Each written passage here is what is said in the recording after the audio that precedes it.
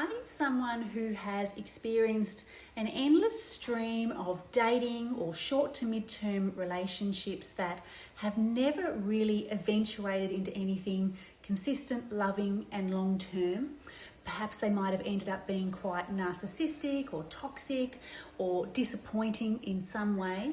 Or are you somebody who has been in a long-term relationship or marriage, and with reflection back, you can kind of say to yourself, that wasn't really good for me, it wasn't really loving. So often I meet clients where with reflection back, they can sort of acknowledge to themselves that they've never really been in anything fully loving and beautiful in their relationship love life. One thing I can say hand on heart is that I've actually always had beautiful experiences with men, and I've never really experienced this cycle of relationship after relationship being toxic and over time making us descend in ourselves rather than ascend in ourselves, because that is what a toxic narcissistic relationship, or even a relationship that is just not right for us, can leave us experiencing after a point of time. I've always had relationships, yes, there might have been some heartbreak there, but I've never experienced this cycle of men treating me badly or narcissistic toxic relationships. I don't attract them and they don't pursue me, to be honest. It's like they're not in my vortex. I don't see them, they don't see me, okay?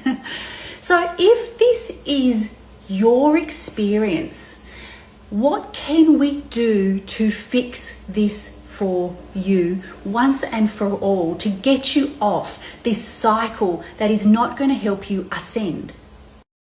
The first thing we're going to do is we're going to call a timeout. Timeout, timeout, timeout. Stop throwing yourself out into the dating and getting to know people pool if you haven't changed who you are on the inside. If you haven't done the healing work on the inside, if you haven't changed your energy and your vibration on the inside, because who you are on the inside is what shapes who you are attracted to and who you pursue, and vice versa. Who is attracted to you and who is pursuing you. If you are continuing to attract a man or a woman that is narcissistic, that doesn't last, that's emotionally available, that is always wanting just sex and then they ghost or they disappear or they don't want a long-term commitment, there is something within you that keeps pursuing this type. Otherwise, it wouldn't keep happening on a cycle. And the second and final thing we're going to do is we're going to stop telling ourselves a story about divine timing. Divine timing is actually frequency alignment. Time does not heal. Divine timing does not bring to you things that you want in the future if you have not changed the frequency of who you are on the inside. Divine timing is shaped by the alignment of your frequency and energy. Divine timing does not bring in the money that you desire, the love that you wish, the career that you wish for. It does not magically orchestrate these things into your life. Who you are, I can't say this enough, and the work that you've done on the inside is what is going to change the results for you, nothing else. One common thing I see played out here is when a woman or man has confused attention for love. When we confuse attention for love, what we are really believing is how I look and what I have is the hook that is going to make somebody be attracted to me and stay. But actually, attention is a very superficial surface layer connection.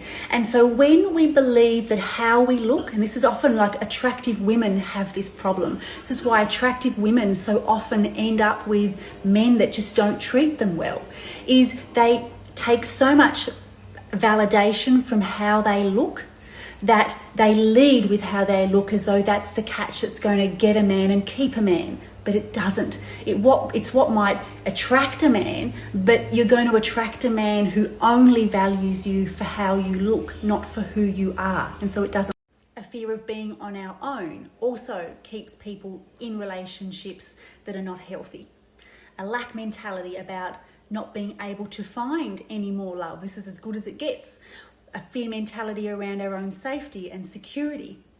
If we don't believe we're good enough, if we don't have self-love, if we don't have self-worth, we will literally wade through the looking for love dating pool, and we will find our mirror that attracts and mirrors back to us what we believe about ourselves on the inside, really.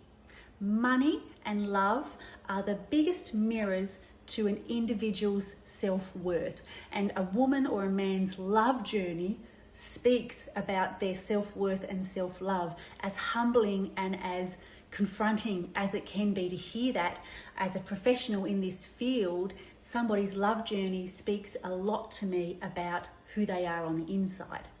If you've seen your experience and self in this share, then yours is an internal journey, not an external journey to finding love.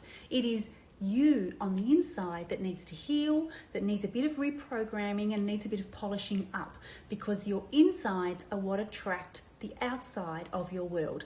Your external physical appearance and what you own and what you have and how you look, it does not actually keep love in your life or invite love in, actually. It will get your attention though, and that's why you're on the cycle that you're on or have been. If this has resonated with you, please jump over to my website. I would recommend one of two of my programs, my Rising Beyond Separation and Divorce coaching program or my Finding True Love program. Both of those programs are going to really resonate and help you identify where I'm going wrong and how to change it.